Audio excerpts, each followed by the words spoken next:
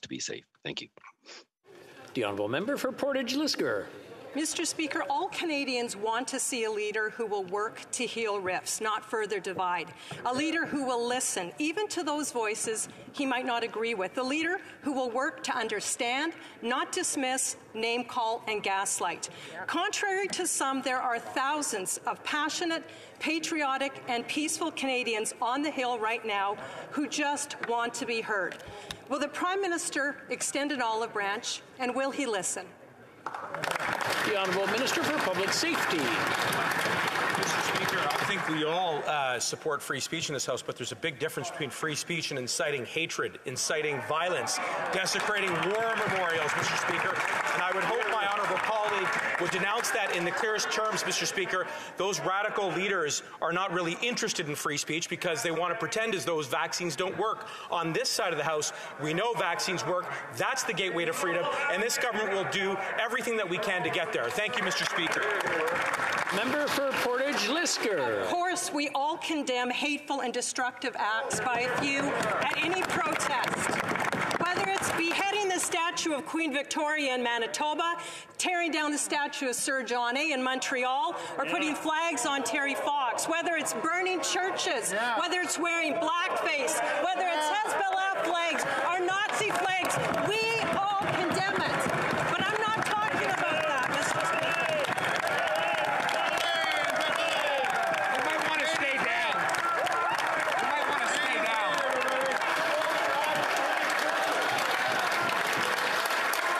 The Honourable Minister of Public Safety.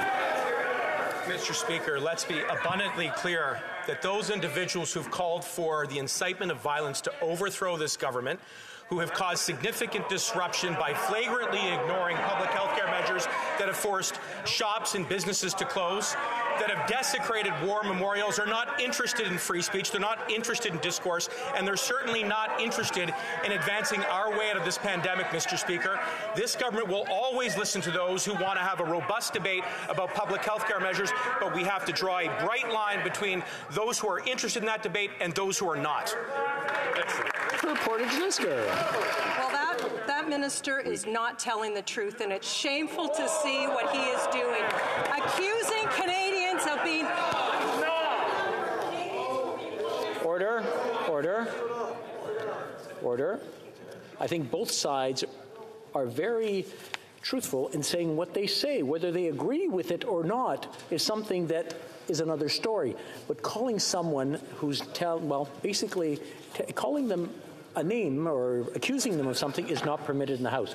I'll let the honourable member for Portage-Lisgar start from the top, and I'm sure she'll ask the question correctly. Mr. Speaker, and I apologize that minister is misleading Canadians. I do get very defensive of Canadians who are outside today, patriotic, peace-loving Canadians who are called misogynist and racist by the Prime Minister. So again, I will ask the Prime Minister, who, may I remind this House, wore blackface on more times than he can remember, apologize to the peace-loving, patriotic Canadians who are outside right now just asking to be heard. Will he speak to them? The Honourable Government House Leader. Thank you, Mr. Speaker. I think this is a moment where we have to acknowledge that the protests that have occurred have made their point. And I would ask the member opposite to encourage the people that are outside to continue in a way that is peaceful, that moves beyond what we have seen. Ottawa is being paralyzed right now. We're seeing imagery that's not appropriate. I'm going to ask the Honourable Minister to hold on for a second. Because I'm sure the Honourable Member for Portage-Lisgar wants to hear an answer to the question she asked. No, I'll let the Honourable Minister continue from where he left off. Just say this, Mr. Speaker. I was in opposition. I was in opposition for about 7 years, and there were times where I was overheated in my rhetoric. There were moments where I got too carried away with what I believed passionately at the time. There is a moment where we need to de-escalate. There's a moment where we need to bring it down, and I'm asking the members opposite, instead of going outside with these protests, to...